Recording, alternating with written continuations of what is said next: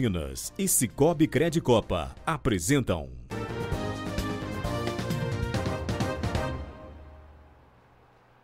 Olá, boa noite. Boa noite. Tribunal Superior Eleitoral divulga calendário para eleições 2016. Jatinho executivo cai na zona rural de Guarda-Mora e mata 4 pessoas. E mais. Moradoras do bairro Padre Eustáquio reclamam de sujeira e mato em parada de ônibus. Samarco deverá apresentar plano de reparação para vítimas da barragem em 5 dias. Consequências chegaram a governador Valadares, que suspendeu o fornecimento de água. Especialistas alertam para as falhas na fiscalização de barragens em Minas Gerais. 13º salário deverá injetar cerca de 173 bilhões de reais na economia brasileira. E você vai ver ainda nesta edição de quarta-feira, 11 de novembro. A eleição e posse da nova diretoria da Associação Vencer. Feira encerra projeto de língua portuguesa na Escola Abner Afonso. Contagem regressiva para o fim de ano, as lojas já oferecem produtos para decoração natalina. SESI e SENAI oferecem cursos de educação básica articulada com a educação profissional. Todos os detalhes a partir de agora. Continue conosco.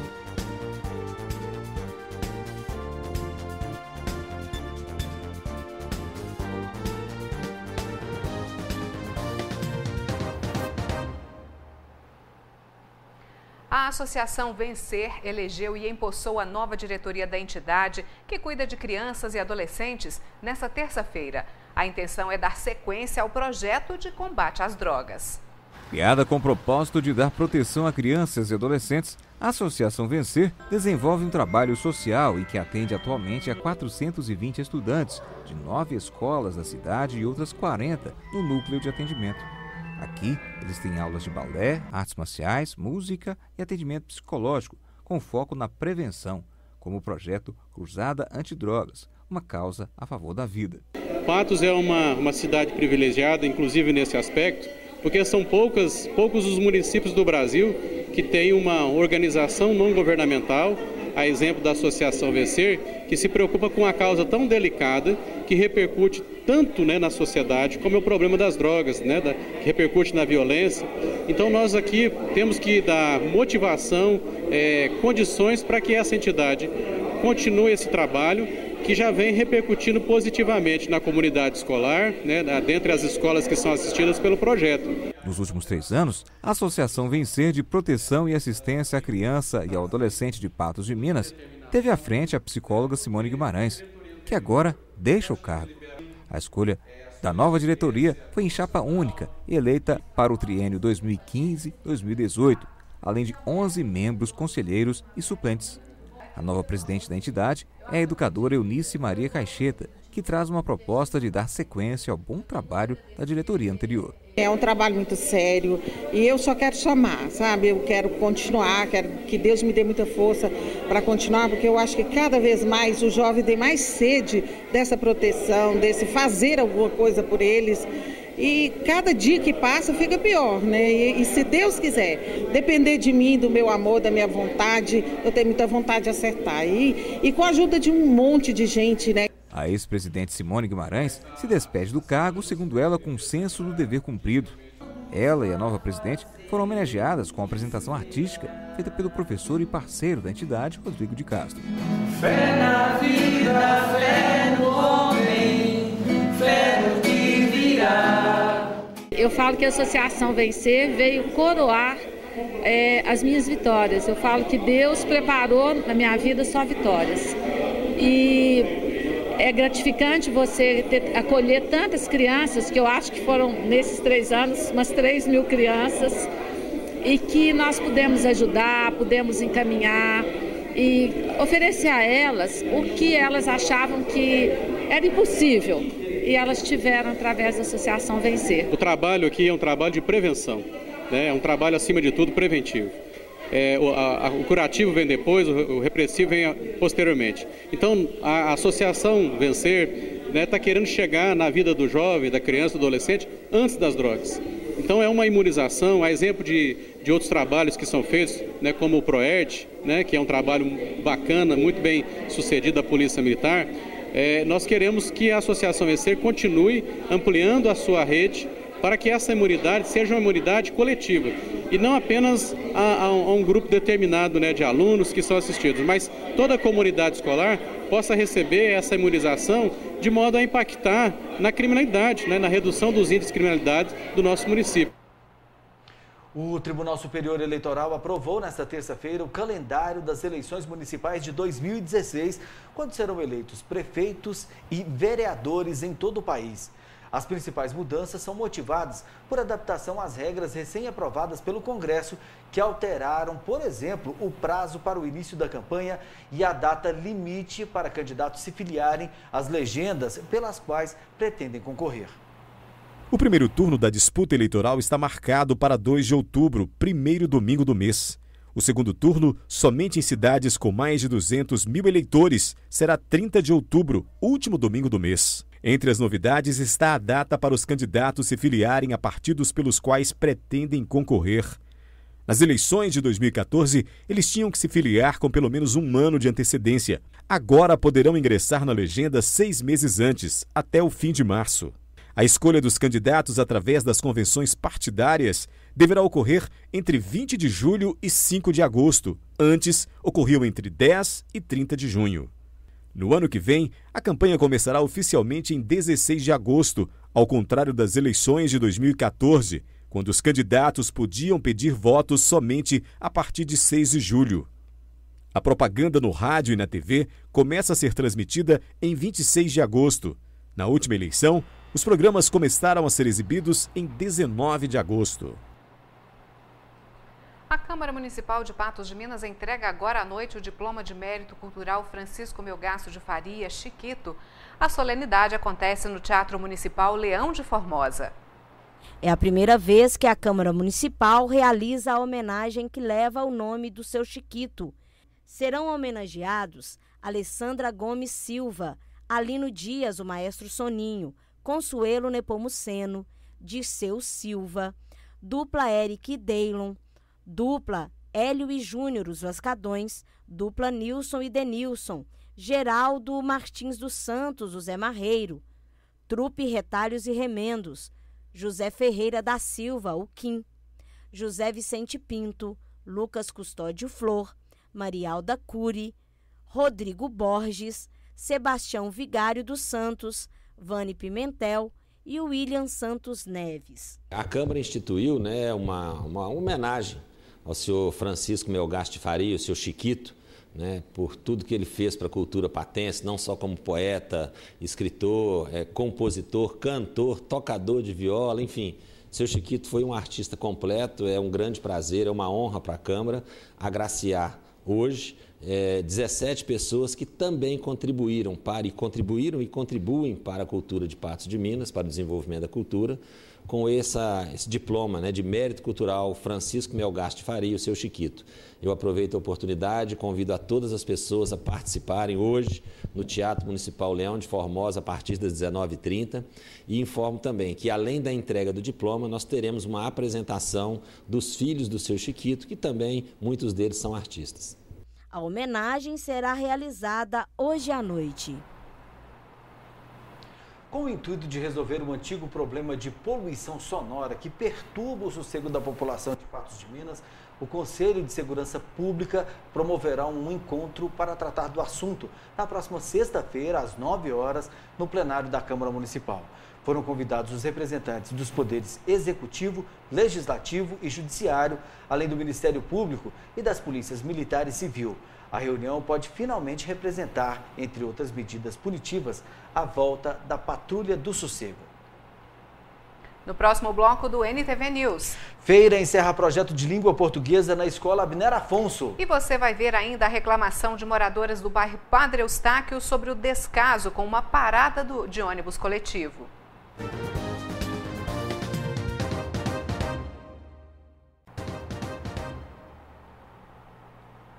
O Centro de Investigação e Prevenção de Acidentes Aeronáuticos informou que a maior parte do avião do Bradesco que caiu próximo à divisa de Goiás com Minas Gerais na noite desta terça-feira está enterrada a 5 metros de profundidade.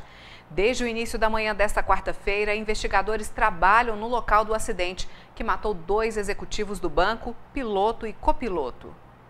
O jato decolou do aeroporto de Brasília às 18h39 com destino a São Paulo, mas desapareceu dos radares do controle de tráfego às 19h04.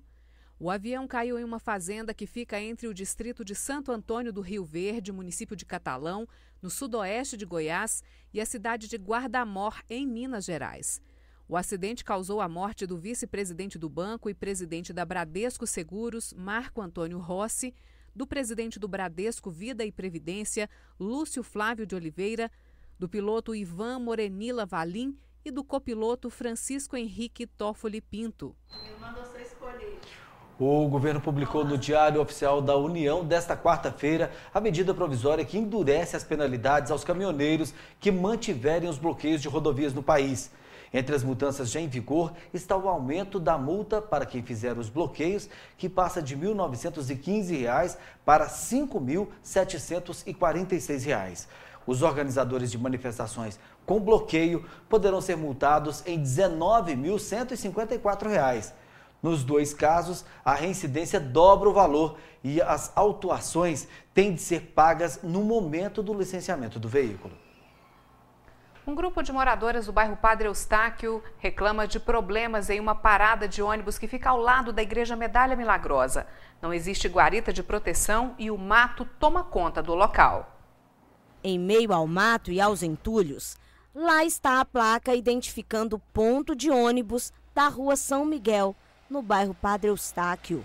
Mas a má conservação do local tem causado muitos transtornos aos moradores próximos. Há muito tempo que está esse problema aqui. Sempre, às vezes aqui, às vezes eles falam assim, não é muito tempo, mas é assim, desde que eu moro aqui, tem 8 anos que eu moro aqui, sempre teve essa bagunça aqui nesse passeio. Antes do ponto, já teve o problema. Tá essa bagunça e não tem nem como as pessoas descer do ônibus. Às vezes o cadeirante essa semana foi descer ali, e ele teve que dar uma marcha ré para o cadeirante descer, porque não tinha como. Tinha um carro estacionado atrás e ele teve que dar uma marcha ré para sair para o cadeirante descer. Com o local de espera sem guarita, banco e tomado pela sujeira, resta aos usuários do transporte coletivo urbano se abrigarem na porta das casas dos moradores. E aí os conflitos acontecem. Eles desacatam a gente. A gente vai pedir isso com carinho, com jeito. Eles xingam a gente de tudo enquanto é nome, a molecada. É hora do almoço, 11 horas, é de tarde, é de noite. A gente tem cedo, não. Vai para a porta, fica escondendo as guaritas para sair do sol, né? Ou às vezes até chuva. E às vezes a gente chega, tem até que fica difícil até da gente entrar, porque eles ficam pegando o sol, ficam pegando a sombra, escondendo chuva. E aqui é um lugar que é muito movimentado. Os moradores contam também que a rua São Miguel vira local de disputa de rachas e pedem redutores de velocidade. Providenciar um quebra-mola, uma saliência, porque realmente aqui desce muito carro, veloz, moto, e de madrugada costuma ter muito pessoal dando cavalinho de pau. Outra reclamação é quanto à limpeza da rua. O serviço de capina das guias não tem sido realizado. Eles falam assim, que se tem varredor, se espaços que cuida, sim, passa, mas não limpa. Então a gente tem que estar arrancando os lixos, cada um cuida de sua porta, dos passeios e mesmo da rua, né? O lote onde fica o ponto de ônibus pertence à Igreja Medalha Milagrosa. As moradoras pedem providências. Reclamamos para a prefeitura, já ligamos, pedimos até quebra-mola para colocar aqui e para tirar o entulho, para ficar limpo, pôr uma gurita, né, para ajudar na cobertura, mas até hoje nada. Queremos uma providência urgente, né? Nossa produção entrou em contato com a prefeitura para saber das providências que serão tomadas neste caso, mas até o momento não recebemos resposta. Alunos do ensino médio da Escola Estadual Mineiro Afonso finalizaram nesta quarta-feira um projeto de língua portuguesa. As apresentações superaram as expectativas. No projeto Minha Pátria, Minha Língua, desenvolvido na Escola Estadual Mineiro Afonso, os alunos se vestem a caráter e aprendem o conteúdo proposto de uma maneira diferente. Nosso céu tem mais estrelas, nossas várzeas têm mais flores, nossos bosques têm mais vida, nossas vidas mais amores. O estudante Gabriel Pereira se vestiu como um personagem tipicamente mineiro para vivenciar o trabalho. Nosso trabalho, a gente pegou variação linguística, né? E a gente está representando um mineiro, que a gente pegou a região sudeste. E a gente está representando um mineiro, o povo da roça mesmo. Tipo assim, até peguei a calça do meu avô aqui, o povo mais antigo, é estranho. O trabalho foi bastante inovador para a gente, porque o Willian ele sempre desenvolve trabalhos bons para a gente saber como veio a diferenciação da língua aqui. E a gente aprender assim é muito bom para que a gente possa desenvolver isso na vida pessoal da gente. E aprender também sobre a história da língua portuguesa em si é muito bom.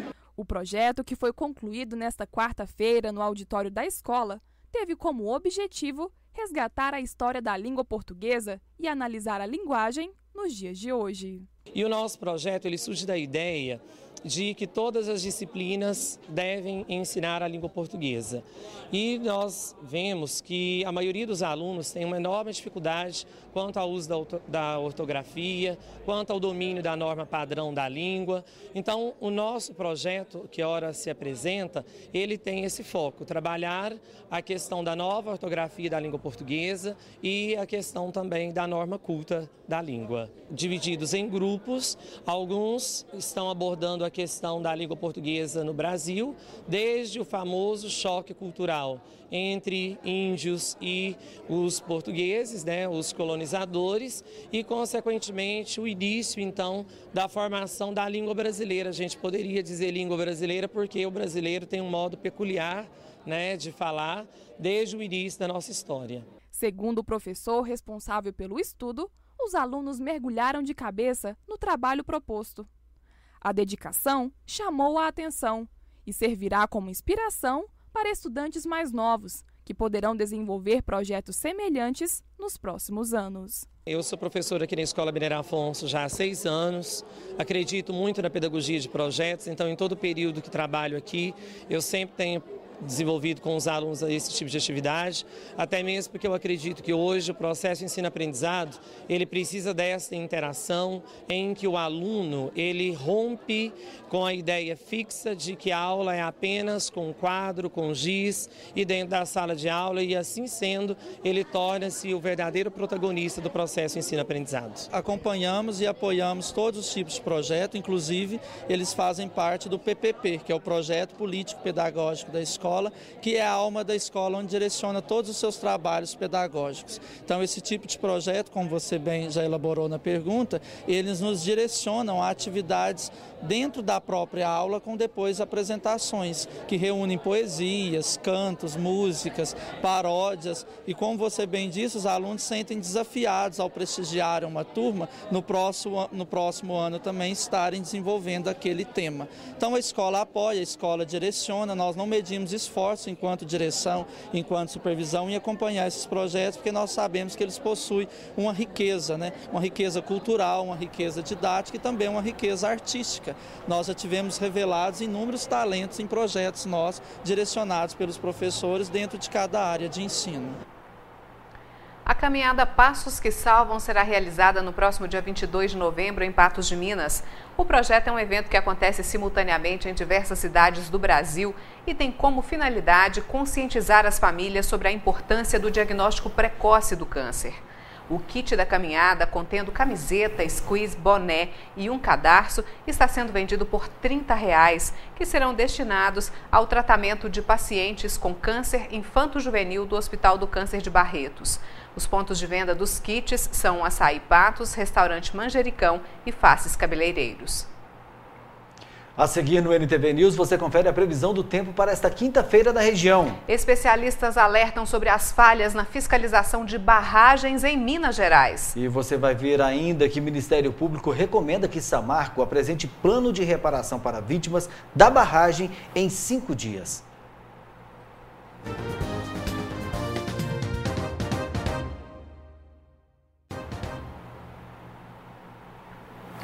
Um homem que não teve a identidade divulgada está em isolamento na unidade de pronto atendimento Pampulha, no bairro Santa Terezinha, em Belo Horizonte, desde a noite desta terça-feira.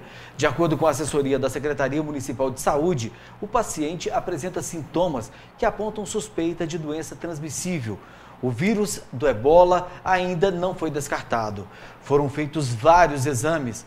Uma pessoa que estava na unidade informou que o paciente disse que é brasileiro, mas viajou para a África recentemente. Nós vamos voltar a falar sobre a tragédia do rompimento da barragem no município de Mariana. O Ministério Público quer que a empresa se responsabilize pelo acidente e faça o reassentamento das famílias desalojadas de Bento Rodrigues. Os mais de 600 moradores do distrito de Mariana perderam mais que bens materiais. O promotor de justiça de Mariana, Guilherme Meneguin, expediu uma recomendação para que a Samarco apresente em até 5 dias um plano de reparação para as vítimas. Teoria do risco integral. A empresa, quando ela desenvolve uma atividade tão arriscada como é a de mineração e barragem, ela já assume todos os riscos decorrentes daquela atividade. Tanto é que eles têm lucros muito grandes e qualquer dano elas têm que responsabilizar. Todos esses danos, essas vítimas, não importam as causas. A gente não, aqui na área de direitos humanos, não vamos apurar as causas. Nós apuramos quem era o dono da barragem. Era a Samarco, logo, ela tem que arcar com todos os gastos, todos os custos, todas as indenizações e reparações às vítimas desse evento. A grande maioria das pessoas que a gente conversou quer reconstruir uma nova comunidade. Quer reconstruir a comunidade toda que foi arrasada, né? Então, a grande maioria não quer, por exemplo, sair daqui ou ter uma casa em outro lugar. Quer reconstruir a comunidade e recompor todos os laços que foram perdidos. O distrito de Paracatu de Baixo também está na Rota da Lama. Mesmo a 40 quilômetros de Mariana, o rompimento das barragens mudou a rotina dos moradores. Hoje deveria ser apenas mais um dia em Paracatu de Baixo, distrito que fica a 40 quilômetros da sede mariana. Mas por aqui, nenhum comércio abriu, nenhum ônibus passou e não se viu nenhum morador. Em Paracatu de Baixo, o dia 5 de novembro ainda não terminou.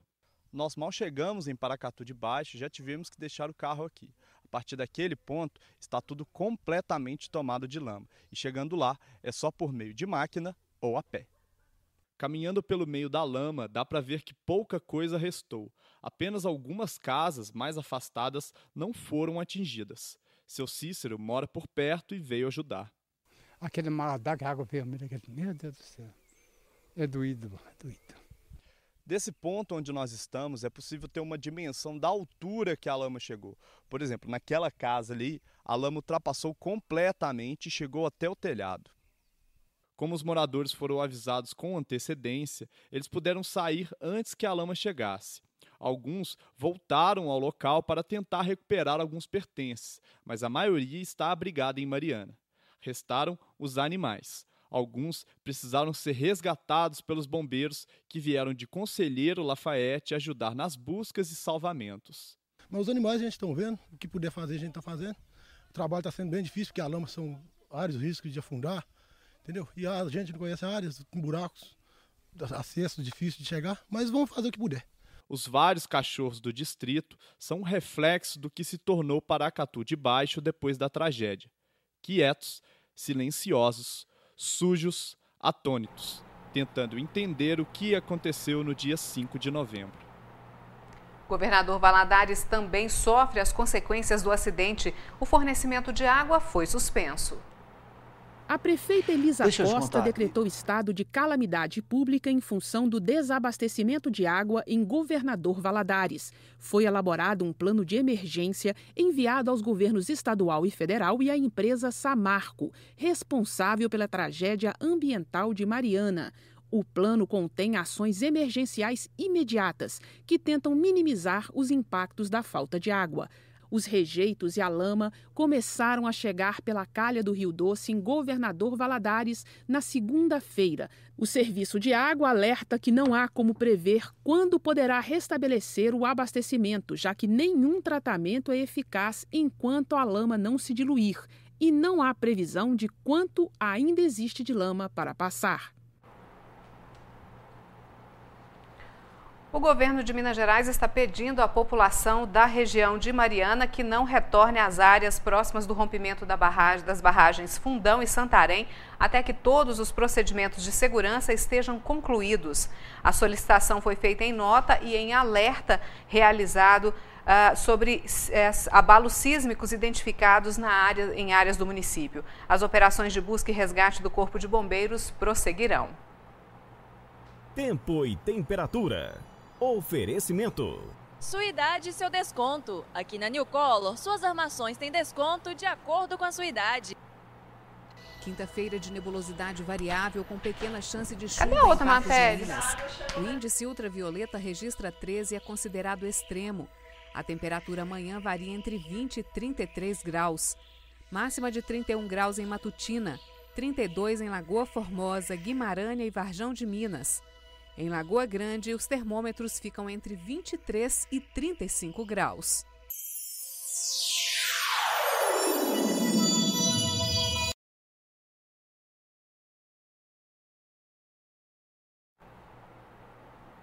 Nós vamos para o intervalo e na volta você vai ver que a Escola de Patos de Minas incentiva o empreendedorismo e estudantes promovem acessibilidade na instituição. E em clima de fim de ano, lojas já oferecem artigos natalinos.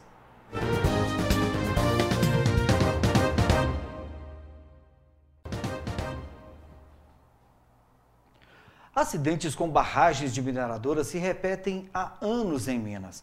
O último antes da tragédia de Bento Rodrigues foi há pouco mais de um ano em Itabirito. Uma cratera enorme foi aberta por uma enxurrada de lama. 3 pessoas morreram. Especialistas alertam sobre as falhas na fiscalização, número reduzido de fiscais e equipamentos sucateados. O rompimento das barragens da Samarco levantou muitos questionamentos, principalmente sobre a segurança da estrutura de contenção e a origem do material. Não é a primeira vez que esse tipo de acidente com barragem de rejeitos da mineração acontece em Minas Gerais. A atividade mineradora nunca vai ser sustentável. Isso é impossível, justamente porque é um recurso, né, que não está, um recurso não renovável. Né? Então, quando você cava um buraco, esse buraco vai mudar o meio ambiente para sempre. Né? Você transforma montanhas com toda a bio e sociodiversidade em áreas de exploração para um produto só, que é ferro. Já vimos esse filme em 2001, no distrito de Macacos, região metropolitana de Belo Horizonte. 5 pessoas morreram na ocasião. Uma barragem com rejeitos de bauxita se rompeu, matando peixes dos rios próximos e arrasando propriedades rurais em Muriaé, na Zona da Mata. E há pouco mais de um ano, um acidente na mineradora Herculano, em Itabirito, na região central, tirou a vida de 3 trabalhadores. É o equivalente ao seguinte, você tem que levar 1 tonelada de sacos de cimento de um lugar para outro. Você leva saco por saco. Mas se eu colocar 2 sacos nas suas costas, por algum evento qualquer, eu quebro as suas costas. Você está entendendo? Eu somei 2 eventos. 2 eventos de transporte que te levam ao colapso. É uma coisa parecida com isso. Legislação ambiental não falta. A lei prevê que as empresas mineradoras gerem relatórios auditados pela Fundação Estadual de Meio Ambiente para garantir a segurança de suas estruturas. A construção de barragem de rejeitos é comum na indústria da mineração. Aqui nesse laboratório da UFMG, alunos das várias áreas de engenharia constroem modelos como esses, feitos em fibras de vidro, para simular o comportamento dessas estruturas. O Estado brasileiro, ele falha demais. Nós temos poucos fiscais, poucos equipamentos em campo, muitas vezes os fiscais não têm combustível para sair, nós não temos aeronaves, então o Estado falha muito fortemente nisso. As estruturas nossas de fiscalização, elas são mais burocráticas do que executivas, vamos dizer assim. No mundo inteiro, depositar os rejeitos em barragens ainda é a forma mais comum usada na mineração. Mas esse tipo de construção requer monitoramento constante por conta dos riscos envolvidos. Segundo o especialista, acidentes como o de Bento Rodrigues só acontecem por falhas na fiscalização. Se você utilizar a técnica, se você monitorar, tá, e se não houver uma sequência de falhas ao longo do processo, ela é uma estrutura segura. Mas como todo equipamento, ele pode falhar. Tá? Por isso você segura esses equipamentos, por isso você tem sistemas de alarme, por isso você tem sistema de fiscalização, porque se não houvesse um risco intrínseco, nada disso seria necessário. O coordenador da pós-graduação em Geografia da UFMG critica a forma como as barragens são fiscalizadas no estado. Segundo ele, a maior parte das licenças ambientais concedidas fazem vista grossa em cima de problemas para preservar interesses econômicos. De fato, não são mais esses estados que são dependentes de outros estados. Esses estados estão cada vez mais dependentes de empresas que têm mais poder do que os próprios governos. Nascido na Alemanha, o professor compara a forma que as legislações são aplicadas aqui e no país europeu, que também tem tradição na mineração. O que nós precisamos é repensar essa ideia do consumo e ir mais numa sociedade, né, que visa menos a produção e mais os serviços. Por exemplo, né, de fazer computadores que dá para consertar, não para jogar fora. A exportação brasileira de carne bovina alcançou em outubro o melhor resultado do ano. Em volume, foram exportadas 138.700 toneladas de carne. Foi o maior crescimento do ano, também comparado com setembro, sendo 14,7% em volume e 5,36% em faturamento. O levantamento é da Associação Brasileira das Indústrias Exportadoras de Carne, divulgado nesta quarta-feira. A 45 dias do Natal, o clima de festas já pode ser sentido. No comércio, muitas alternativas podem ser encontradas para deixar as casas decoradas para a época. E já pensando no momento atual da economia, basta usar a criatividade. Luzes que piscam, laços, estrelas, bolas de Natal e o bom velhinho. Tudo muito colorido e com brilho que remete ao Natal. Segundo a comerciante Gláucia Cunha, é no mês de novembro que a procura pelos adereços começa. As vendas de itens de decoração para as festas natalinas já estão aquecidas. O pessoal está optando por começar mais cedo, mesmo porque a data mesmo para estar começando seria final de novembro e de dezembro. E o pessoal está querendo antes já para aproveitar, já entrar no clima, aproveitar mais o tempo que fica, né, a decoração e tudo, porque o tempo está passando tão rápido.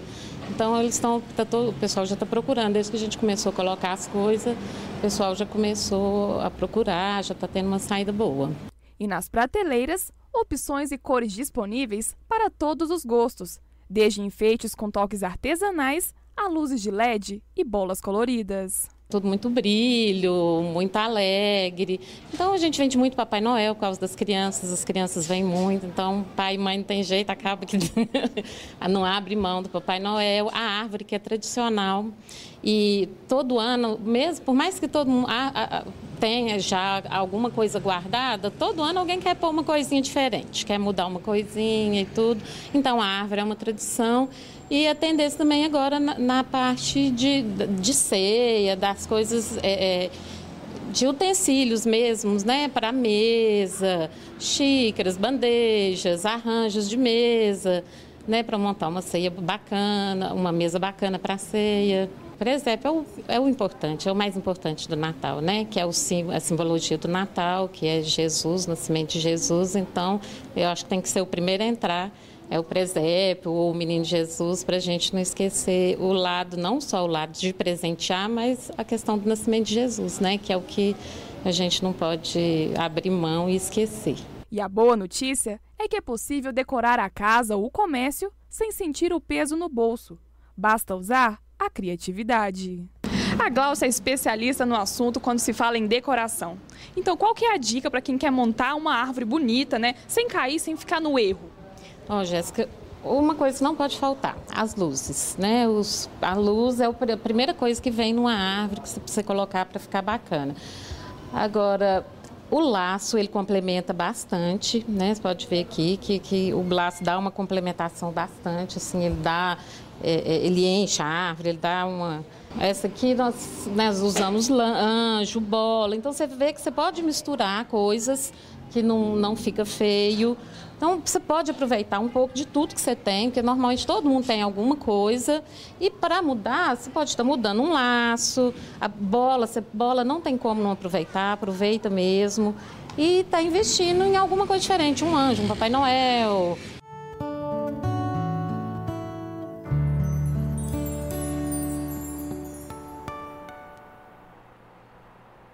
Ainda nesta edição do NTV News, você vai ver a reclamação dos moradores de Lagoa Formosa com a qualidade da água. SESI e SENAI oferecem cursos de educação básica articulada com a educação profissional.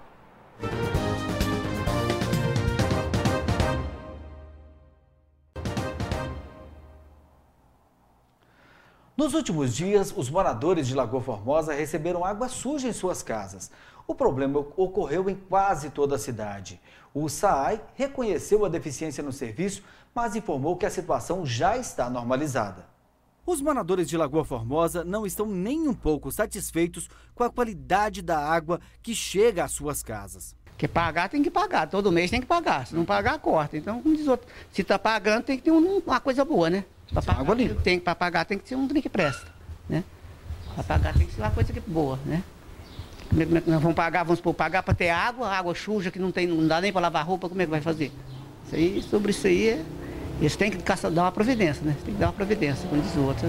O Serviço de Abastecimento de Água de Lagoa Formosa, o SAAI, confirmou que houve problema no abastecimento. A superintendente do SAAI, Júnia Cátia de Souza, explicou que o produto usado para conter o ferro na tubulação foi substituído na quinta-feira. Lagoa Formosa recebe uma água que tem excesso de ferro e manganês. O Ministério da Saúde, através da portaria 2914 de 2011, estabelece que o limite máximo de ferro e manganês na água potável com complexação, que é um processo, seja de até 2,4 para ferro e 0,4 para manganês.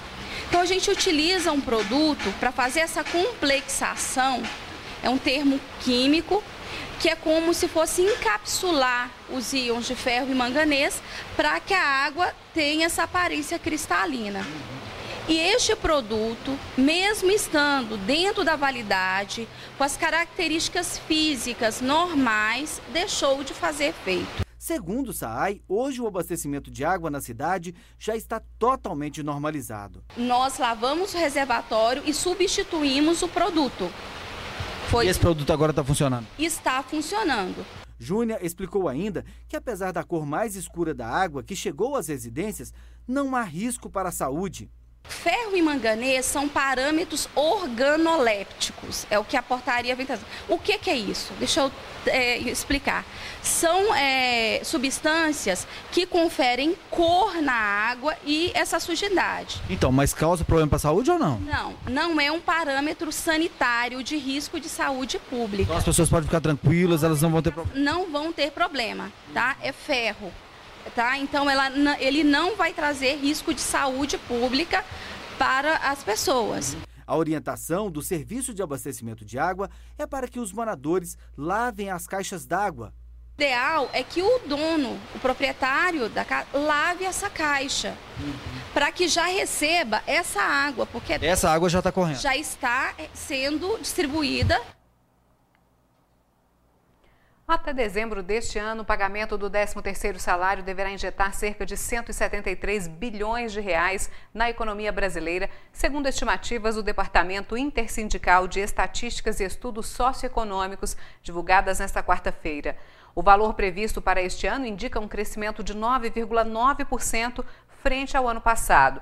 Por outro lado, o DIEESE estima que o número de pessoas que receberá o 13º salário em 2015 será 0,3% inferior, cerca de 300 mil pessoas a menos, ao calculado em 2014. Estão abertas as inscrições para o processo seletivo do programa EBEP, que vai oferecer no SESI e SENAI o ensino médio integrado com educação profissional. Amanhã é a data final para fazer a inscrição. São 40 vagas para o Programa de Educação Básica articulada com Educação Profissional do SESI e SENAI. As inscrições terminam dia 13 de novembro para alunos do 9º ano, que vão cursar, em 2016, o primeiro ano do ensino médio. As inscrições estão abertas, começaram dia 29 de outubro e vão até dia 13, que é sexta-feira que vem agora. Então, tem esse processo seletivo, onde os alunos têm que fazer uma inscrição, pagam uma taxa de R$20, tem que comparecer munido de documentação, o aluno tem que trazer para nós a declaração de que ele está cursando o 9º ano, porque são alunos que nós vamos trabalhar com os alunos que estão terminando o 9º ano e que vão ingressar no primeiro ano do ensino médio. O aluno que for aprovado com 60% ou mais da pontuação vai cursar o ensino médio de manhã no SESI e o ensino técnico em eletrônica no SENAI à tarde. As vagas serão preenchidas de acordo com a nota. O curso terá duração de 3 anos, como qualquer ensino médio das outras escolas. Porém, nós vamos ofertar para esse aluno a educação profissionalizante, né? Porque o EBEP, ele é o quê? Ele é educação básica, articulada com o ensino profissionalizante. Então, nós vamos oferecer em 2016 o curso de eletrônica. O programa é gratuito para os inscritos e aprovados no processo seletivo. Para se inscrever, o aluno deverá procurar a unidade do SESI Senai em Patos de Minas, que fica na Avenida Afonso Queiroz, 966, no bairro Sebastião Amorim, munido de alguns documentos. Uma foto 3x4, a sua documentação pessoal, que é CPF, identidade, tanto do aluno quanto do pai ou responsável, e a declaração de que ele está cursando o 9º ano do Ensino Fundamental 2.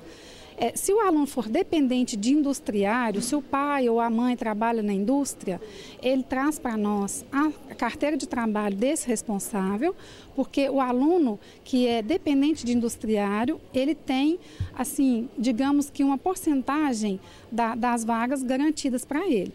Porém, ele tem que ser aprovado também no processo seletivo. Os telefones para mais informações acerca do processo seletivo são o 3822-7300 ou o 3821-4715.